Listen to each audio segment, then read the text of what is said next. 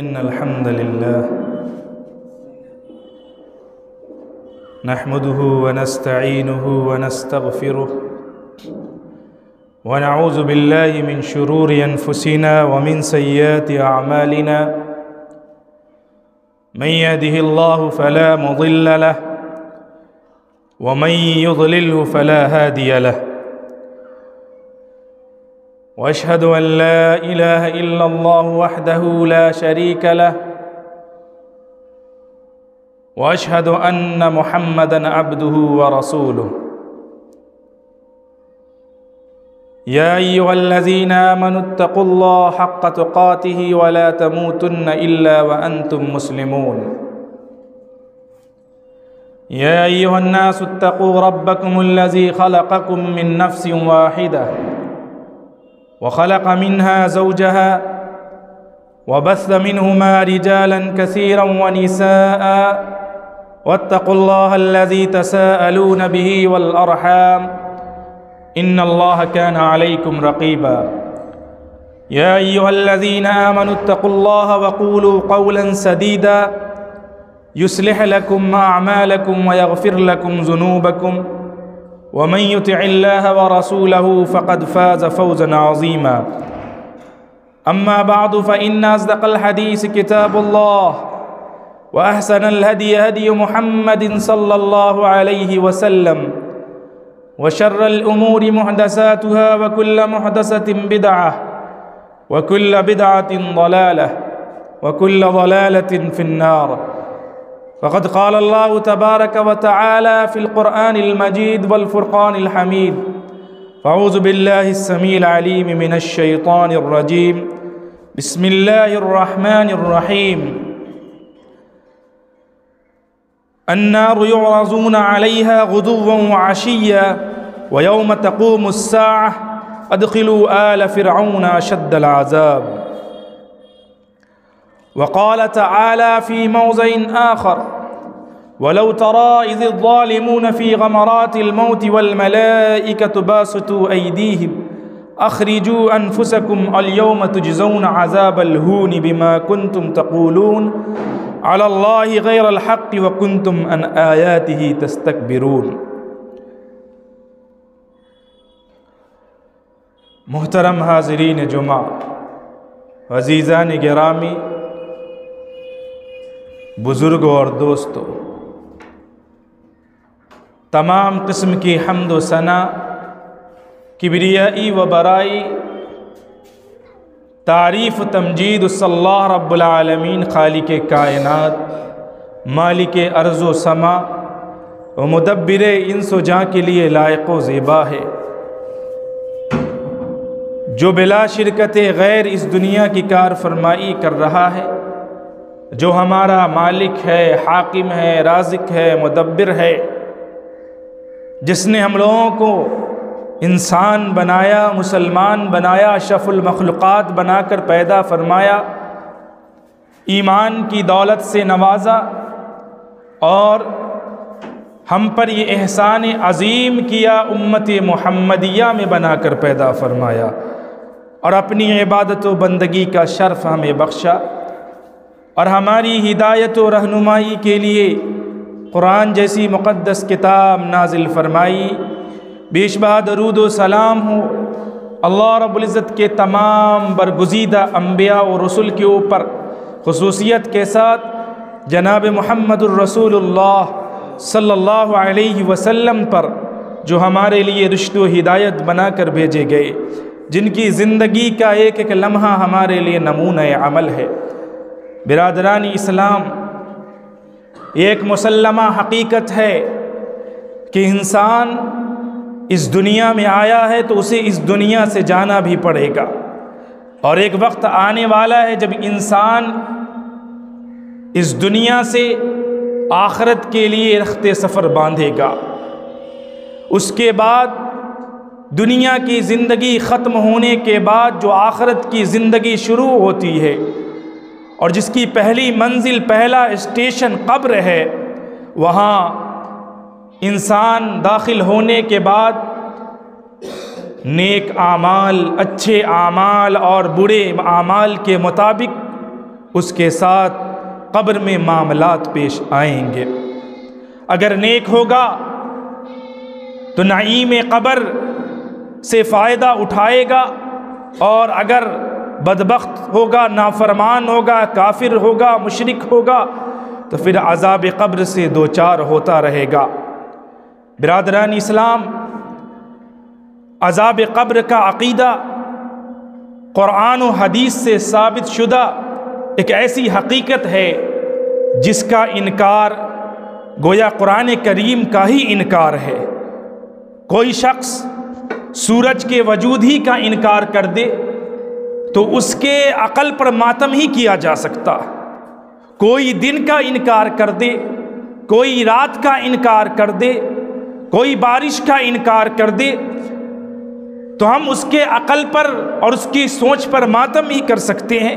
حقیقت یہ ہے کہ عذاب قبر کے ثبوت کے لیے احادیث اس کثرت سے مروی ہیں کہ جن کا کوئی شمار ہی نہیں۔ احادیث متواترہ کا انکار کفر الحاد کی راہ کے علاوہ انسان کو کسی دوسرے راستے کی طرف نہیں لے جاتا۔ یہی وجہ ہے کہ اس عقیدے کا انکار ہمیشہ باطل پرستوں نے ہی کیا ہے، جبکہ صحیح العقیدہ اہل علم نے ہر دور میں ایسے باطل پرستوں کا مقابلہ کیا ہے، کرتے رہے ہیں اور کر رہے ہیں، اور انہیں ہزیمت سے دوچار کیا ہے، ان کا مقابلہ کیا ہے۔ یاد رکھیے، قبر کے عذاب کا انکار کرنے والوں کے لیے ذلت و رسوائی ہر دور میں ایسے لوگوں کا مقدر رہی ہے۔ حقیقت یہ ہے کہ ملحدین نے، خارجیوں نے، زندیقوں نے، معتزلیوں نے عذاب قبر کا انکار کر دیا، اور آج کے دور میں بھی بہت سے ایسے عقل پرست پیدا ہو گئے جنہیں اپنے عقل پر تو ایمان ہے، جنہیں اپنے عقل پر بھروسہ ہے، لیکن قرآن و سنت پر ایمان میں انہیں شک ہے۔ قرآن و سنت پر، قرآن و حدیث پر ان کا ایمان ڈگمگاتا نظر آتا ہے، اور انہوں نے انکار حدیث کا ایک راستہ کھولا، انکار حدیث کر دیا، اور عذاب قبر جیسی سنت متواترہ سے ثابت شدہ اس کا بھی انکار کر دیا، اور اس کے لیے ایک ایسا نعرہ دیا اور کہا کہ نو پنشمنٹ بیفور ججمنٹ، کہ فیصلے سے پہلے سزا نہیں۔ لیکن اس کے پیچھے کی حکمت اور اس کی توجیہات کو سمجھا ہی نہیں، حکمت انہوں نے نہیں جانی، اور بلا وجہ کی توجیہات کر کے اور سنت کے انکار، حدیث کے انکار کا راستہ کھولا۔ برادران اسلام، قرآن کریم کا مطالعہ کیا جائے، احادیث نبویہ کا مطالعہ کیا جائے تو معلوم ہوتا ہے کہ بے شمار آیات قرآن کریم کے اندر جو عذاب قبر پر بالکل واضح اور بین دلیل شاہد ہیں، گواہ ہیں، اور احادیث نبویہ تو اتنی ہیں کہ انسان سوچ بھی نہیں سکتا، جو عذاب قبر پر دلیل ہے کہ ایک اگر گنہگار شخص، ایک بدعتی، ایک مشرک اور کافر اگر مرتا ہے تو اس کے لیے عذاب سے دوچار ہونا ہے، نیک مرتا ہے تو اسے قبر میں اللہ رب العزت کی راحت، سکون اور اطمینان نصیب ہوتی ہے، یعنی تنعیم قبر اور عذاب قبر دونوں قرآن و حدیث سے ثابت ہے۔ برادران اسلام، امام ابن حجر عسقلانی رحمہ اللہ نے فتح الباری کے اندر جو صحیح بخاری کی بہت مشہور شرح ہے، اس میں انہوں نے تمام اہل سنت والجماعت سے عذاب قبر کا اس بات نقل کیا ہے کہ عذاب قبر قرآن و حدیث سے ثابت ہے۔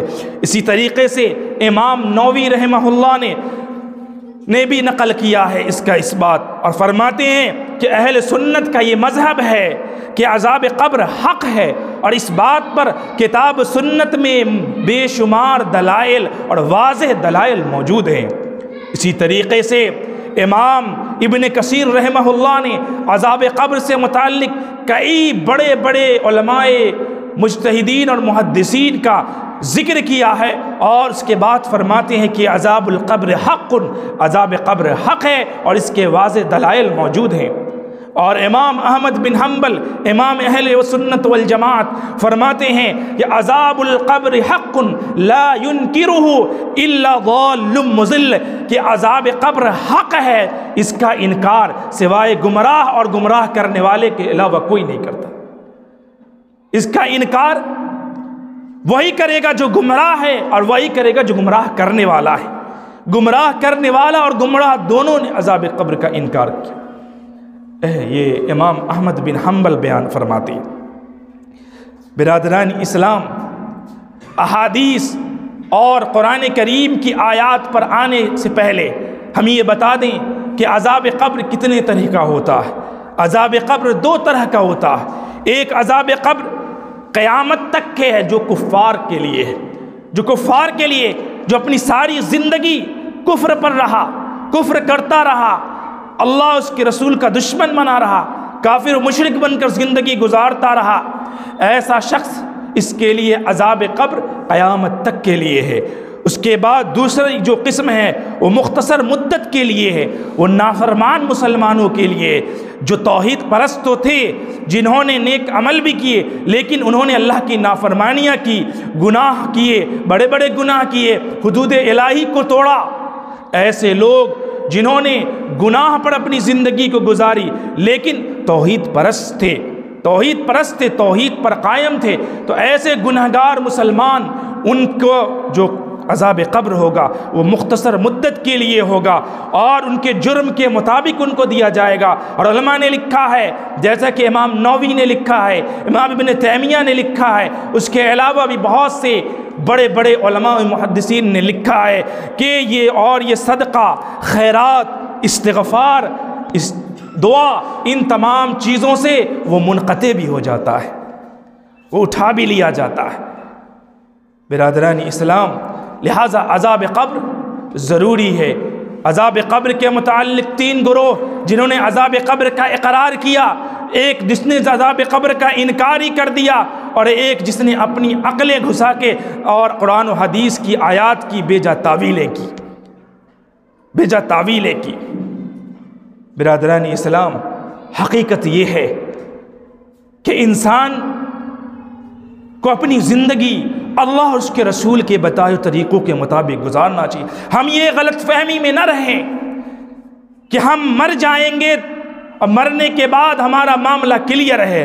نہیں، اصل معاملہ تو مرنے کے بعد شروع ہوتا ہے، اصل قیامت تو مرنے کے بعد شروع ہوتی ہے۔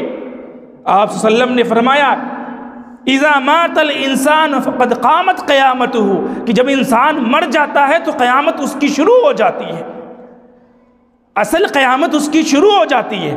اگر نیک ہے، صالح ہے، فرما بردار ہے، مومن ہے، متوحد ہے، تو اس کے ساتھ قبر میں اچھا سلوک کیا جاتا، اچھے معاملات پیش آتے، اس کے لیے قیامت تک کے لیے راحت ہے۔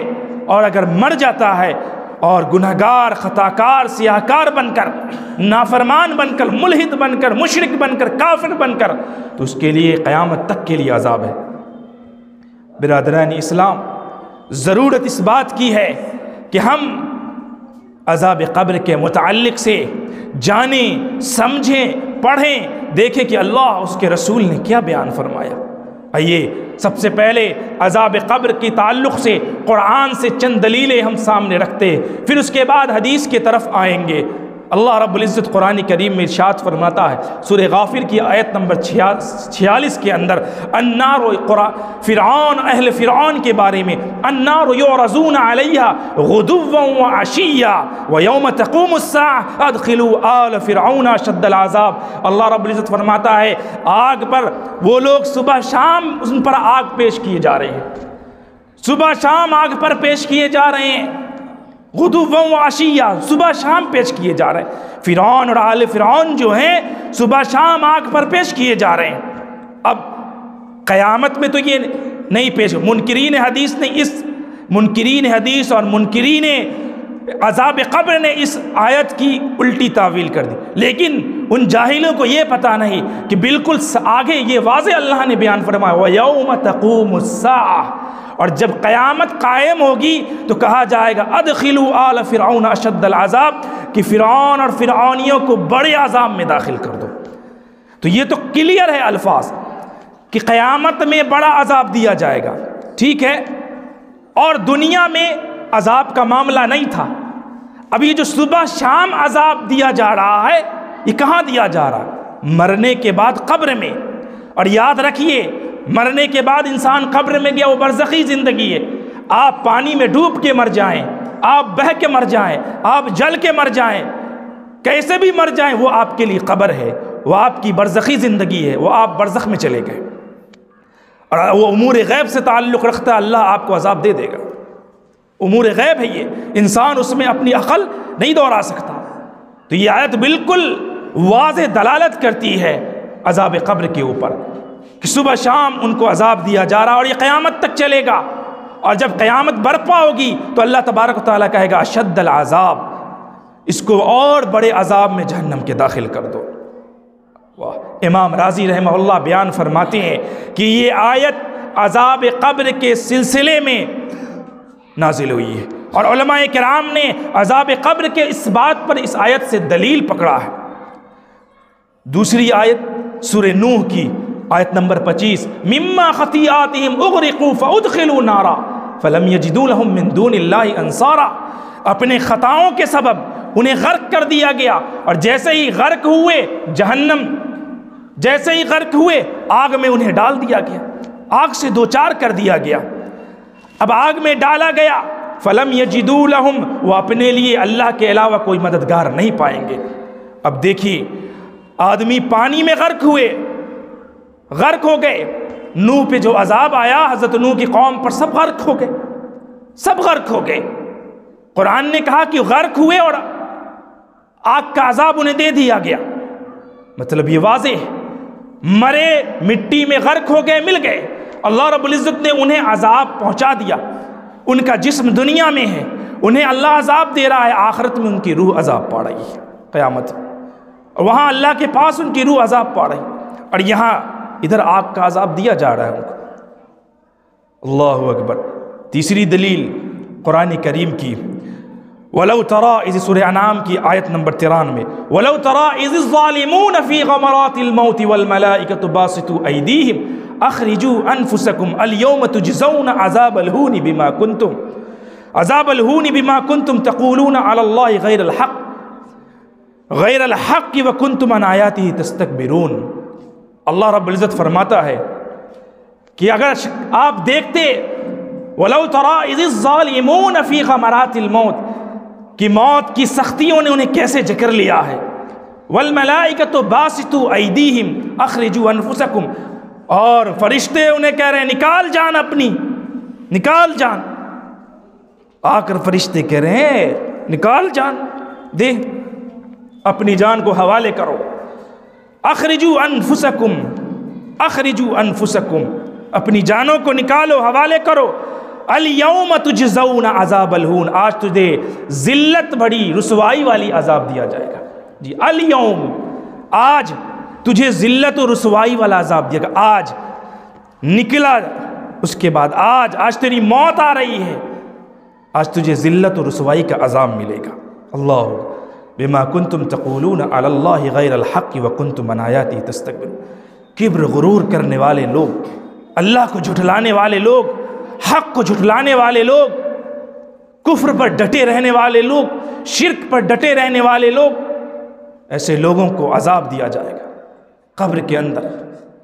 لہٰذا قبر کے عذاب سے پناہ مانگیے، قبر کے عذاب سے پناہ مانگیے۔ اللہ رب العزت فرماتا ہے، چوتھی دلیل قرآن کریم سورہ توبہ کی آیت نمبر 101، وَمِمَّنْ حَوْلَكُمْ مِنَ الْأَعْرَابِ مُنَافِقُونَ وَمِنْ أَهْلِ الْمَدِينَةِ مَرَدُوا عَلَى النِّفَاقِ لَا تَعْلَمُهُمْ نَحْنُ نَعْلَمُهُمْ سَنُعَذِّبُهُمْ مَرَّتَيْنِ ثُمَّ يُرَدُّونَ إِلَى عَذَابٍ عَظِيمٍ۔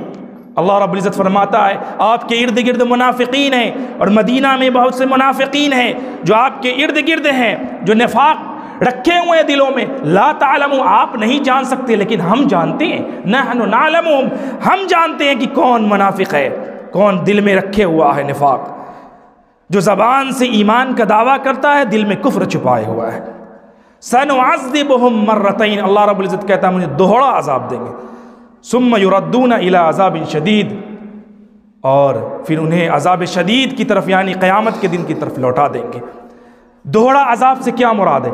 امام ابن کثیر رحمہ اللہ نے دوہرے عذاب سے متعلق حضرت ابن عباس رضی اللہ تعالی عنہما کا قول، ابن قتادہ رحمہ اللہ، ابن جریج، محمد بن اسحاق کا قول نقل کیا ہے۔ ان کے حوالے سے لکھتے ہیں کہ پہلا عذاب دنیا کا عذاب ہوگا اور دوسرا عذاب مرتین، سنعذبهم مرتین، دوہرے عذاب کا مطلب ہے، دو عذاب کا مطلب یہ ہے کہ ایک عذاب انہیں دنیا میں اللہ دے گا اور دوسرا عذاب جو ہوگا وہ قبر کا عذاب ہوگا، قبر میں اللہ رب العزت سے عذاب دے گا۔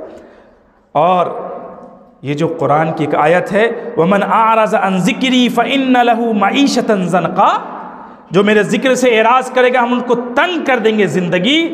اس کی تفسیر پڑھیے جا کے، بے شمار علماء کرام نے، محدثین نے، مفسرین نے، تمام کا یہ قول ہے کہ معیشتاً زنقہ سے مراد عذاب قبر ہے، اور اللہ تبارک و تعالی دنیا میں بھی ان کی زندگی تنگ کرے گا اور قبر میں بھی ان کی زندگی تنگ ہو جائے گی، تنگ ہو جائے گی اور عذاب سے وہ دوچار ہوں گے۔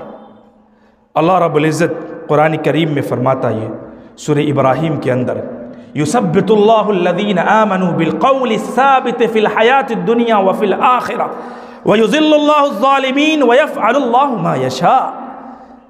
اللہ اکبر، یہ آیت جو ہے صحیح مسلم کی حدیث، واضح حدیث ہے صحیح بخاری مسلم کے اندر کہ یہ آیت عذاب قبر کے سلسلے میں نازل ہوئی ہے۔ آپ صلی اللہ علیہ وسلم نے فرمایا کہ عذاب قبر کے سلسلے میں یہ آیت نازل ہوئی ہے یثبت اللہ الذین آمنوا بالقول الثابت فی الحیاۃ الدنیا، اہل ایمان کو، ایمان والوں کو اللہ تبارک و تعالی دنیا میں ثابت قدم رکھے گا۔ کس ذریعے سے؟ قول ثابت کے ذریعے سے۔ قول ثابت سے مراد لا الہ الا اللہ ہے، کلمہ توحید ہے، کلمہ طیبہ ہے، اس پر ڈٹے رہنے والے لوگ، اس کا اقرار کرنے والے لوگ اور ایمان لا کر زندگی بھر اس پر استقامت برتنے والے لوگ، ایسے اہل توحید کو دنیا میں بھی اللہ تبارک و تعالی استقامت عطا فرمائے گا، اور وفی الآخرہ، اور آخرت میں اسی قول ثابت کے ذریعے سے اسے استقامت عطا فرمائے گا۔ آخرت کی زندگی سے مراد قبر کی زندگی سے آخرت کی زندگی شروع ہو جاتی ہے، قبر سے آخرت کا سفر شروع ہو جاتا ہے۔ پہلے آخرت کا سفر تو انسان پیدا ہونے کے بعد ہی شروع کر دیتا، لیکن پہلی منزل جو قبر ہے وہاں سے شروع ہو جاتی ہے، اور آخرت میں ثابت قدم رکھے گئے ہیں۔ عذاب قبر میں اسے منکر نکیر کے سوال و جواب میں ثابت قدم رکھے گا اللہ رب العزت، وہ اس کا صحیح جواب دے پائیں گے۔ یہ اہل توحید، اہل ایمان کا معاملہ ہے، اور یہ آیت بھی عذاب قبر کے سلسلے میں نازل ہوئی۔ برادران اسلام، اس کے علاوہ متعدد آیات ہیں جو عذاب قبر پر دلالت کرتی ہیں، لیکن منکرین حدیث نے، منکرین عذاب قبر نے، جنہوں نے عقل کے گھوڑے دوڑائے، جن کے دل و دماغ میں عقل سمائی ہوئی رہتی ہے اور قرآن و سنت کے واضح دلائل کو اپنی عقل کی بنیاد پر پرکھتے ہیں کہ یہ حدیث، یہ آیت عقل میں سمائی تو اقرار کرو، عقل نے نہیں سمایا تو انکار کر جاؤ۔ ایسے بے شمار لوگ دنیا میں نظر آئیں گے آپ، بڑے بڑے مفکرین جو گمراہ ہو گئے یہی سوچ کر اور حدیثوں کا انکار کر دیا۔ لہٰذا ضرورت اس بات کی ہے جو امور غیب سے تعلق رکھتی ہیں جو چیزیں، اسے امور غیب ہی رہا دیے، اس میں اپنی عقل کے گھوڑے نہ دوڑائے جائیں، اور اس کی کوئی تمثیل، کوئی تعویل انسان نہ کرے۔ اللہ کے نبی نے جس طریقے سے بیان کر دیا ہے اس پر اسی طریقے سے انسان ایمان لائے۔ عذاب قبر قرآن و حدیث سے ثابت ہے، ہمارا ایمان ہونا چاہیے۔ برادران اسلام، اب آئیے ہم حدیث کی طرف آتے ہیں۔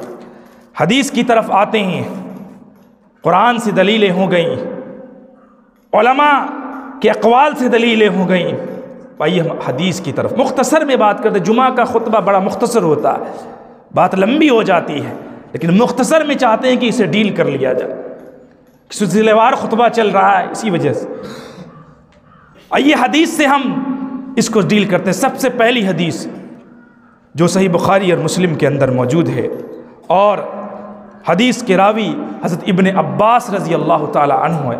عذاب قبر پر پہلی حدیث ابن عباس رضی اللہ عنہما بیان فرماتے ہیں, حضرت ابن عباس رضی اللہ تعالی عنہما, کہ مر النبی صلی اللہ علیہ وسلم بقبرین, ایک دن آپ صلی اللہ علیہ وسلم کا گزر دو قبروں کے پاس ہوا, دو قبروں کے پاس سے ہوا. فقال, آپ نے کہا, انہما لیعذبانی, ان دونوں کو عذاب دیا جا رہا ہے. لیعذبانی, ان دونوں کو عذاب ہو رہا ہے. وما یعذبان من کبیر, اور یہ جو عذاب دیا جا رہا ہے قبر کا, یہ کوئی بڑے گناہوں کے عوض نہیں دیا جا رہا کہ بہت بڑا گناہ انہوں نے کیا تھا, شرک کیا تھا, بدعات کی تھی, معصیات کی تھی, نافرمانی کی تھی اللہ کی, الحاد اور کفر کی راہ پہ چلے تھے, نفاق دلوں میں پال رکھا تھا, دلوں میں کفر چھپائے زبان پر اسلام تھا, حدود الہی کو پامال کیا تھا. ایسے کوئی بڑے گناہ کی عوض نہیں دیا جا رہا, یہ عذاب بہت ہی چھوٹی چیزوں کے عوض دیا جا رہا ہے. اما احدہما, ان دونوں میں سے جو ایک ہے ان کو جو عذاب دی جا رہی ہے بہت چھوٹے عمل کی بنیاد پر وجہ سے. کیا ہے؟ پہلے کو جو عذاب دیا جا رہا تھا, فَكَانَ لَا يَسْتَطِرُ مِنَ الْبَوْلِ, پہلے کو جو عذاب دیا جا رہا ہے وہ اس وجہ سے کہ وہ استنجا کرتا تھا تو استنجے کے چھینٹے سے نہیں بچتا تھا, پیشاب کے چھینٹوں سے نہیں بچتا تھا, اس وجہ سے عذاب ہو رہا. عموماً عذاب قبر پیشاب کے چھینٹوں کی وجہ سے ہوتا ہے. عذاب قبر پیشاب کی چھینٹوں کی وجہ سے اسے ہو رہا ہے. پیشاب کیا, اس کے چھینٹوں سے نہیں بچا, اس کے قطروں سے نہیں بچا, اس کے جسم پر پڑ گئے. لا یستتر من البول.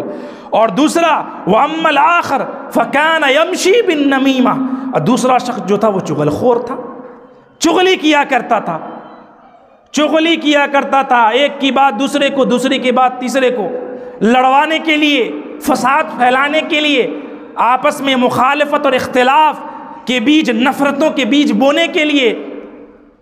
فلاں شخص آپ کے بارے میں ایسا ایسا کہہ رہا تھا, پھر اس کو جا کے کہا کہ آپ کے بارے میں وہ ایسا ایسا بول رہا تھا, وہ ہمارا برائی کر دیا اس کو, وہ ہم نے اس کا کیا بگاڑا ہے جو اس نے. آ گئے دو آدمی, تن گئے آپس میں, تم نے ایسا ایسا میرے بارے میں کہا. کس نے کہا؟ اس نے کہا ہے. تم نے ایسا ایسا میرے بارے میں کہا. کس نے کہا تم کو؟ اسی نے کہا ہے. لڑ گیا دونوں آپس میں. تو یہ جو لڑوانے والے کام جو ہمارے معاشرے میں لوگ کرتے ہیں, وہ لڑانے والے لوگ اچھی طرح سے سن لیں کہ لڑوانا چھوڑ دیں آپس میں, چونکہ اس کا بہت ہی سخت عذاب ہونے والا ہے, اور یہ بہت برا فعل ہے, بہت خراب عمل ہے. جتنی ہو سکے آپس میں محبت, اخوت, بھائی چارگی کو پیدا کیجئے. نفرتوں کے بیج نہ بوئیے, محبت کے بیج لگائیے, محبت کا پودا لگائیے, محبت کے پھول اگائیے. معاشرے کے اندر ایسی محبت آپس میں ہو, ایک مسلمان کا دوسرے مسلمان سے, چاہے وہ کسی بھی مکتب فکر سے تعلق رکھتا ہو, آپس میں ایک مسلمان دوسرے مسلمان سے اس طریقے سے محبت کرتا ہو کہ ایک دیوار کی طرح ہو, کہ جس کی ایک ایک اینٹ ایک دوسرے سے ملی ہوئی ہے. اگر ایک اینٹ نکال دی جائے تو دیوار میں خلا پیدا ہو جائے گا, خراب ہو جائے گا, کمزور ہو جائے گی دیوار. اسی طریقے سے ایک مومن دوسرے مومن کے ساتھ, ایک مسلمان دوسرے مسلمان کے ساتھ اس طریقے سے محبت کرنے والا ہو کہ اگر ایک کو کوئی تکلیف ہو تو دوسرا اس کی تکلیف اور پریشانی کو محسوس کر کے تڑپ جائے. یہ ہونا چاہیے. اور جانتے ہیں ایسی محبت جس معاشرے میں ہوتی ہے وہ معاشرہ ایک صالح معاشرہ, مثالی معاشرہ, مثالی خاندان کہلاتا ہے. ایسے مثالی معاشرے بنانے کی ضرورت ہے, اور وہ چغل خوری سے نہیں بن سکتا, غیبت سے نہیں بن سکتا, بغض و عداوت سے نہیں بن سکتا, فساد اور لڑائی جھگڑے اور فتنے سے نہیں بن سکتا. وہ صرف بن سکتا ہے تو محبت کے پھول کھلانے سے ہی بن سکتا ہے۔ آپس میں ایک دوسرے کی باتوں کو سمجھنا، سیکھنا، ایک دوسرے سے تعلقات استوار کرنا، دکھ میں، درد میں، غم میں، خوشی میں، ہر میں ایک دوسرے کے ساتھ کھڑے رہنا، اس سے ایک صالح اور مثالی معاشرہ وجود میں آتا ہے، اور اسے دیکھ کر لوگ دیکھتے ہیں کہ کتنا بڑا معاشرہ ہے، کتنا مثالی معاشرہ ہے، اسے سیکھتے ہیں لوگ۔ تو ایک کو عذاب قبر، پیشاب کے چھینٹے نہ اس سے بچنے کی وجہ سے ہو رہا تھا، جس سے نہیں بچ رہا تھا، دوسرا چغل خور تھا، غیبت کرتا تھا، لہذا اس وجہ سے اسے عذاب قبر ہو رہی تھی۔ آپ صلی اللہ علیہ وسلم نے ثم اخذ جریدۃ رطبۃ فشقها، آپ نے ایک حدیث میں ایک کھجور کی ٹہنی لی، ایک میں ہے کہ آپ نے لکڑی کا ایک ٹہنی اٹھائی، اسے 20 سے چیر دیا اور ایک قبر پر رکھ دیا، نصفین، 20 سے چیر کے آدھا کر دیا، اور اس کے بعد فی کل قبر واحدۃ، اس میں جتنی بھی قبر تھی اس کے ہر ایک قبر پر اس کو چیر کے آپ نے رکھ دیا۔ اس کے بعد صحابہ نے کہا قالوا یا رسول اللہ لما فعلت ھذا، آپ نے ایسا کیوں کیا، آپ نے ایسا کیوں کیا؟ آپ نے فرمایا لعلہ یخفف عنہما ما لم ییبسا، کہ شاید کہ جب تک یہ ٹہنیاں اس قبر پر رہیں گی، خشک نہیں ہوں گی، سوکھیں گی نہیں، تب تک امید ہے کہ اللہ رب العزت ان کے عذاب کو روک دے، ان کے عذاب میں تخفیف کر دے، ان کے عذاب کو ہلکا کر دے۔ اللہ اکبر۔ اس سے معلوم یہ بھی ہوتا ہے کہ ہمارے نبی صلی اللہ علیہ وسلم کو اپنی امتیوں سے کتنی محبت تھی۔ عذاب قبر ہوتا دیکھا تو آپ نے اس پر ٹہنیاں توڑ کے رکھ دی۔ یاد رکھیے اللہ کے نبی صلی اللہ علیہ وسلم کو کیسے پتہ چلا کہ عذاب قبر ہو رہی، کیونکہ آپ نبی اور رسول تھے، اور نبی اور رسول ہونے کی حیثیت سے اللہ تبارک و تعالی آپ کو قبر کے عذاب کی بعض چیزیں سنایا کرتا تھا۔ اسی لیے آپ صلی اللہ علیہ وسلم نے عذاب قبر کے تعلق سے دوسری حدیث ہے جو صحیح مسلم و بخاری کے اندر اور بھی دوسری حدیث کی کتابوں کے اندر موجود ہے کہ آپ صلی اللہ علیہ وسلم نے فرمایا کہ میں جو قبر کے عذاب کی آوازیں جو سنتا ہوں، اگر تم اس آواز کو سن لیتے تو تم اپنے مردوں کو دفن کرنا چھوڑ دو گے، اور مجھے اس بات کا ڈر نہ ہوتا کہ تم اپنے مردوں کو دفن کرنا چھوڑ دو گے تو لدعوت اللہ، تو میں اللہ سے دعا کرتا کہ تمہیں اللہ رب العزت اس عذاب قبر کی آواز تمہیں سنائے، لیکن اللہ رب العزت نے ایسا نہیں کیا، میں نے ایسی دعا نہیں کی، کیونکہ اگر تم سن لو گے تو اپنے مردوں کو دفنانا چھوڑ دو گے، اتنی وحشتناک عذاب ہے۔ لہذا آپ صلی اللہ علیہ وسلم نبی اور رسول ہونے کی حیثیت سے کچھ آوازیں سنتے تھے۔ برادران اسلام، آئیے حضرت امام بخاری رحمہ اللہ نے حضرت انس بن مالک رضی اللہ تعالیٰ عنہ سے روایت کیا ہے بخاری کے اندر کہ آپ صلی اللہ علیہ وسلم گدھے پر تھے، بہت لمبی روایت شارٹ سے بیان کر رہا ہوں، جانور پر سوار ہیں، اچانک وہ اس طریقے سے کودا، قریب تھا کہ وہ آپ کو گرا دیتا، قریب تھا کہ آپ کو گرا دیتا، آپ گر جاتے۔ آپ صلی اللہ علیہ وسلم نے فرمایا کہ ان قبروں میں عذاب ہو رہا ہے، لہذا اس وجہ سے یہ بدھ کا، اس وجہ سے یہ بدھ کا۔ اللہ اکبر۔ ضرورت اس بات کی ہے کہ ہم نماز پڑھیں اور نماز میں عذاب قبر سے بچنے کی دعا کیا کریں۔ برادران اسلام، سعید خضری رضی اللہ تعالی عنہ سے روایت ہے، اسی بخاری مسلم اور دوسری کتابوں میں، انہوں نے ابن ماجہ وغیرہ میں، ترمذی میں حدیث موجود ہے، بیان فرماتے ہیں کہ جب انسان مر جاتا ہے، میت چارپائی پر لیٹی ہوئی ہوتی ہے، جب اسے اٹھایا جاتا ہے، قبرستان کی طرف لے جایا جاتا ہے، تو اگر وہ نیک ہوتا ہے تو کہتا ہے جلدی لے چلو، جلدی لے چلو، مجھے میرے مقام تک پہنچا دو، جلدی لے چلو۔ اور گنہگار ہوتا ہے، نافرمان ہوتا ہے، تو کہتے ہو کہاں لے جا رہے ہو، مجھے کہاں لے جا رہے ہو، کدھر لے جا رہے ہو؟ اب اس میں نقطہ کیا ہے؟ نقطہ یہ ہے حدیث کا کہ وہ نیک بندہ وہ جلدی لے چلو کہتا ہے، جلدی مجھے لے چلو، یہ بات کی علامت ہے کہ وہ جان رہا ہے کہ میرا جو حشر ہے، میرا جو معاملہ ہے وہ بہتر ہونے والا ہے، میرے ساتھ قبر میں اچھا سلوک ہونے والا ہے، اچھے معاملات پیش آنے والے ہیں، میں نے زندگی اللہ اس کے رسول کے بتائے طریقوں کے مطابق گزاری ہے، اس کا اجر مجھے قبر میں ملنے والا ہے، جنت کی خوشبو ملنے والی ہے، جنت کی ہوائیں ملنے والی ہے، جنت کا لباس ملنے والا ہے، جنت کی تکیہ ملنے والی ہے، سب کچھ جنت کا ملنے والا ہے، قبر میرے لیے کشادہ ہونے والی ہے، وہ جان رہا ہے۔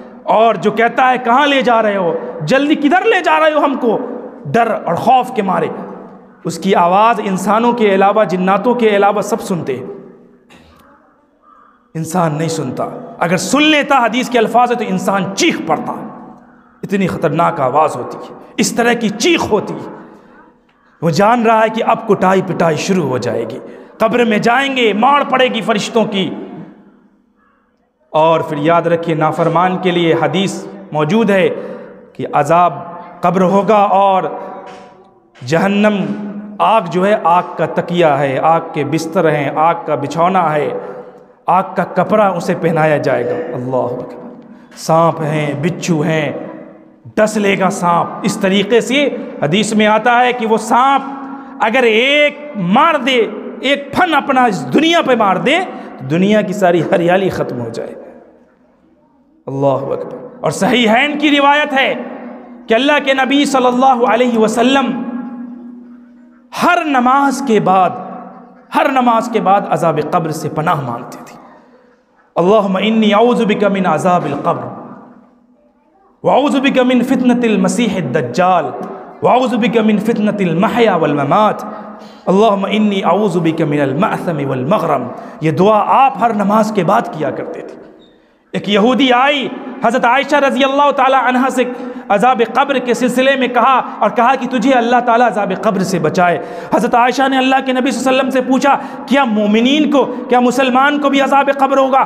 آپ نے فرمایا ہاں مسلمانوں کو بھی عذاب قبر ہوگا۔ اس کے بعد فرماتی ہیں کہ اللہ کے نبی کو میں نے دیکھا کہ ہر نماز کے بعد آپ عذاب قبر سے پناہ مانگتے تھے۔ آپ نے پناہ مانگی، اللہم انی اعوذ بک من عذاب القبر، اے اللہ میں عذاب قبر سے تیری پناہ چاہتا ہوں، واعوذ بک من فتنة المسیح الدجال، مسیح دجال کے فتنے سے تیری پناہ چاہتا ہوں، زندگی اور موت کے فتنے سے تیری پناہ چاہتا ہوں، اور گناہ سے قرض سے تیری پناہ چاہتا ہوں۔ دعا کیا کیجئے مسلمانوں، عذاب قبر سے بچنے کی دعا کیا کیجئے۔ یاد رکھیے 3 چیزوں کی معرفت جسے سب سے زیادہ ہوگی وہ عذاب قبر سے بچے گا، اور اس کے لیے عذاب اتنی ہی ہلکی قبر جو ہے اس کے لیے اور آسان راہیں بن جائیں گی۔ 3 چیز کی معرفت، اللہ کی معرفت، نبی کی معرفت، دین کی معرفت، اور دین کی معرفت۔ اور اللہ کے نبی صلی اللہ علیہ وسلم نے ایک دعا کے اندر، ایک حدیث میں دعا بیان ہوئی ہے، اس میں ان تینوں کو ہی ذکر کیا ہے، رضیت باللہ ربا وبالاسلام دینا وبمحمد نبی ورسولا۔ اس دعا کی اتنی فضیلت ہے مت پوچھو، بہت بڑی فضیلت ہے، ایک لمبا بیان ہو سکتا ہے اس دعا کے اوپر، انشاءاللہ کبھی بیان کروں گا۔ اتنی عظیم دعا ہے، رضیت باللہ ربا، اے رب میں تیرے رب ہونے پر راضی ہو گیا، تیرا رب ہونے پر میں راضی ہو گیا، تجھ سے میں راضی ہو گیا رب ہونے پر۔ اس کا مطلب ہے کہ دنیا کے سارے معبودان باطلہ کا میں نے انکار کر دیا، سارے کفر کو پیچھے چھوڑ دیا، اور صرف تجھے رب مانا ہے۔ وبالاسلام دینا، جو دین تو نے دیا ہے اسلام، اس کو میں دین سمجھ کر اس پر راضی ہو گیا، اسلام کو میں نے اپنا دین مان لیا۔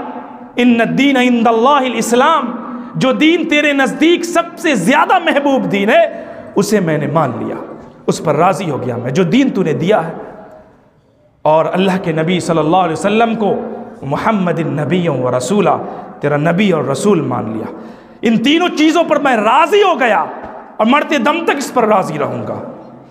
تو یہ تینوں چیزوں کی معرفت جسے سب سے زیادہ ہوگی، قرآن حدیث آپ پڑھیں، عذاب جب قبر میں بندہ ڈالا جاتا ہے، میت کو ڈالا جاتا ہے، تو سوال بھی ان تینوں چیزوں کے ہی تعلق سے ہوتی ہے۔ جی من ربک، ما دینک، من نبیک، رب کون ہے، دین کیا ہے، نبی کیا ہے، کون ہے نبی، یہی پوچھا جاتا ہے۔ اس شخص کے بارے میں بتا وہ کون ہے، جی یہی تینوں چیز پر انسان کو راضی ہونا، اس کی معرفت حاصل کرنی۔ جس کو اس کی معرفت نہیں ہوگی قبر میں پھنس جائے گا۔ اس کی معرفت حاصل کیجئے اور اپنی زندگی اللہ اس کے رسول کے بتائے ہوئے طریقے کے مطابق گزاریے۔ عذاب قبر سے بچنے کا آسان طریقہ اللہ کے نبی نے تمام چیزیں بیان فرمائی ہیں، ایسا نہیں۔ عذاب قبر سے بچنے کا طریقہ، روزانہ آپ سونے سے پہلے سورہ ملک پڑھ کے سوئیے۔ سورۃ الملک یہ عذاب قبر سے بچانے والی سورت ہے، بہت عظیم سورت ہے۔ 29ویں پارے کی شروعات اسی سورت سے ہوتی ہے، اسی سورت سے 2.5 صفحے کی سورت ہے۔ 5 منٹ لگے گا، اس کو سونے سے پہلے پڑھ لو، سو جاؤ، یہ عذاب قبر سے بچائے گی۔ بعض علماء نے سورہ الف لام میم سجدہ جو ہے اس کو بھی عذاب قبر سے بچنے کی صورت کہا ہے، اس کو بھی پڑھیے۔ اور اسی طریقے سے تہجد عذاب قبر سے بچنے کا بہت بڑا ذریعہ ہے۔ تہجد کی نماز بہت بڑا ذریعہ عذاب قبر سے بچنے کے لیے۔ تہجد پڑھا کیجیے، تہجد اتنی بڑی نماز ہے نا، اللہ رب العزت کی رضا، اس کی خوشنودی، اس کے انعامات، اس کی رحمتوں کا نزول ہوتا ہے۔ جو مانگتا ہے نا انسان اللہ دے دیتا ہے، انسان منہ کھولتا ہے اللہ نازل کر دیتا ہے، اتار دیتا ہے۔ تہجد میں بندہ جب پکارتا ہے اپنے رب کو تو اللہ رب العزت اپنی ساری نعمتیں، اپنی ساری رحمتیں، برکتیں نچھاور کر دیتا ہے۔ بندہ گناہ کیے ہوا ہاتھ اٹھاتا ہے، کہتا ہے رب میں گنہگار ہوں، معاف کر دے۔ اللہ کہتا ہے لے معاف کر دیا۔ حل من مستغفر، کوئی ہے معافی مانگنے والا میں معاف کر دوں۔ اللہ کہتا ہے آسمان دنیا پڑھا کے، کوئی ہے اپنی بگڑی بنانے والا میں اس کی بگڑی بنا دوں، کوئی ہے پریشان حال جس کی پریشانی کو میں دور کر دوں۔ تو یہ وقت بہت بڑا وقت ہے، روز اللہ رب العزت پکارتا۔ تہجد پڑھا کیجیے، بہت عظیم عبادت ہے۔ اس وقت جو دل کو سکون ملے گا نا، اطمینان ملے گا، رب سے ڈائریکٹ کنیکٹ ہوتا ہے انسان، رب سے سرگوشی کر رہا ہوتا۔ ساری دنیا سوئی ہوئی ہے، تنہائی سے روم میں بیٹھے ہوئے ہیں، اللہ کی عبادت کر رہے ہیں، اللہ سے لو لگائے ہوئے ہیں۔ ساری دنیا کی لذتیں ایک طرف ہوں گی، اللہ سے بات کرنے کی لذت ایک طرف ہوگی، دنیا کی تمام لذتیں بیکار ہو جائیں گی۔ ایک بار پڑھ کے دیکھیے اس دل سے، رونا آئے گا۔ آپ کا جو دل ہے، آپ کا جو دل ہے آپ کو ملامت کرے گا کہ آج زندگی بھر ہم کس گناہ میں ڈوبے رہے، زندگی بھر اللہ تجھے پہچانا نہیں ہم نے، اے رب زندگی بھر ہم عبادت کی اس لذت سے محروم رہ گئے۔ آپ ایک بار پڑھ کے تو دیکھیے، اور جب آپ مریں گے تو اس کے بعد اس کا اثر آپ کو دکھے گا۔ قبر میں کیا ہوتا، قبر میں کیسے معاملات ہوتے، امور غیب جب انسان مر کے جائے گا تو پتہ چلے گا۔ تیاری کیجیے۔ علماء نے لکھا ہے کہ تہجد پڑھنے سب سے آسان طریقہ، اگر کوئی رات میں نہیں اٹھ سکتا تو عشاء کی نماز کے بعد 2 رکعت سنت کے بعد جو بھی پڑھی جاتی ہے وہ نفل ہوتی ہے، 2 رکعت سنت عشاء کے بعد پڑھیے، اس کے بعد آپ تہجد کی 2 رکعت نفل پڑھ سکتے ہیں، اس کے بعد پھر آپ وتر پڑھ کے سو جائیے، انشاءاللہ ثواب مل جائے گا۔ یہ سب سے آسان طریقہ علماء نے لکھا۔ اسی طریقے سے چغلی، غیبت، ان تمام چیزوں سے بچیے، عذاب قبر سے انسان محفوظ ہو جائے۔ چھینٹوں سے، پیشاب کے بچیے، صحیح طریقے سے استنجا کیجئے، چونکہ عذاب قبر یقینی ہے مسلمانوں، حق ہے، دباتی ہے قبر۔ اسی وجہ سے ضرورت اس بات کی ہے کہ ہم اپنی زندگی اللہ کے رسول کے بتائے ہوئے طریقوں کے مطابق گزاریں۔ ایک حدیث ترمذی کی بیان کر کے اپنی بات ختم کر دیتا ہوں۔ اللہ کے نبی صلی اللہ علیہ وسلم نے فرمایا اذا مات المیت عرض علیہ مقعدہ بالغداۃ والعشی، کہ جب انسان قبر میں رکھ دیا جاتا ہے، میت کو جب قبر میں رکھ دیا جاتا ہے تو اس کا ٹھکانہ صبح شام اس کو دکھایا جاتا ہے۔ فإن كان من أهل الجنة فمن اہل الجنہ، اگر وہ جنتیوں میں سے ہوتا ہے تو جنت دکھائی جاتی ہے۔ وَإِن كَانَ مِنْ أَهْلِ النَّارِ فَمِنْ أَهْلِ النَّارِ، اگر وہ جہنمیوں میں سے ہوتا ہے تو جہنم دکھائی جاتی ہے۔ ثُمَّ يُقَالُ هَذَا مَقْعَدُكَ، پھر کہا جاتا ہے کہ یہ تیرا ٹھکانہ ہے کل قیامت کے دن جب تو قبر سے اٹھ کے قیامت میں۔ اور ایک بات اور آخری بات جو ضروری سمجھتا ہوں، عذاب جو ہے وہ روح اور جسم دونوں کو ہوتی ہے، یاد رکھیے، روح اور جسم دونوں کو ہوتی ہے۔ کوئی بھی عمل روح اور جسم ایک ساتھ ملے بغیر نہیں کر سکتا، روح اور جسم کے اشتراک اور اتصال سے ہی کوئی کام ہوتا ہے۔ روح کے بغیر بدن کوئی کام نہیں کر سکتا، اور بدن کے بغیر روح کوئی عمل نہیں کر سکتی ہے۔ لہٰذا اللہ کے نبی صلی اللہ علیہ وسلم کی حدیث ہے قرآن کی آیات اس بات پر بالکل واضح دلالت کرتی ہے کہ جب انسان مرتا ہے روح چلی گئی، نیک ہے علیین میں جنت میں اڑ رہی، حدیث اللہ کے نبی صلی اللہ علیہ وسلم کی صحیح بخاری کے اندر پرندوں کی طرح اس کی روح اڑ رہی ہوتی ہے، اور کل قیامت کے دن اللہ رب العزت اس کے جسم کو نکالے گا اور اس کی روح سے ملا دے گا اور اس کے ساتھ اس کو جنت میں داخل کرے گا اس کا حقیقی جسم دے کر۔ اور اگر گنہگار ہوتا ہے تو سجین میں رکھا جاتا ہے، عذاب وہاں اسے اس کے روح کو مل رہا ہے اور یہاں اس کے جسم کو قبر میں عذاب مل رہا ہے۔ جی دونوں کو عذاب ہے، انصاف کا بھی تقاضا یہی ہے۔ اس پر بہت بڑا لیکچر ہو سکتا ہے، برزخی زندگی پر اگر لیکچر دیا جائے تو 2 جمعہ خطبہ چلا جا سکتا ہے کہ برزخی زندگی آخر ہے کیا، برزخ ہے کیا۔ تو اس وجہ سے ضرورت اس بات کی ہے کہ ہم اپنی زندگی پوری زندگی اللہ اور اس کے رسول کے بتائے ہوئے طریقوں کے مطابق گزارے، جنتیوں والا عمل کریں، مومن بن کے زندگی گزارے، شرک سے بچیں، بدعات اور خرافات سے بچیں، ہر لہو لعب سے بچیں، نافرمانیوں سے بچیں، اور اپنی زندگی ایک سچا پکا مسلمان بن کر مومن بن کر زندگی گزاریں، اللہ سے لو لگائیں، 5 وقت کی نمازیں پڑھیں، قرآن کی تلاوت کریں، تہجد پڑھیں، دعا کریں اللہ سے۔ اللہ رب العزت ہمیں دنیا میں بھی خوش و خرم رکھے گا، دنیا میں بھی ثابت قدم رکھے گا، اور مرنے کے بعد جب ہم قبر میں جائیں گے تو اللہ رب العزت وہاں بھی ہمیں ثابت قدم رکھے گا اور ہمیں عذاب قبر سے محفوظ کر دے گا۔ اللہ رب العزت سے دعا ہے اللہ رب العزت ہم سب کو صحیح سمجھ عطا فرمائے، آمین۔ وآخر دعوانا الحمدللہ رب العالمین۔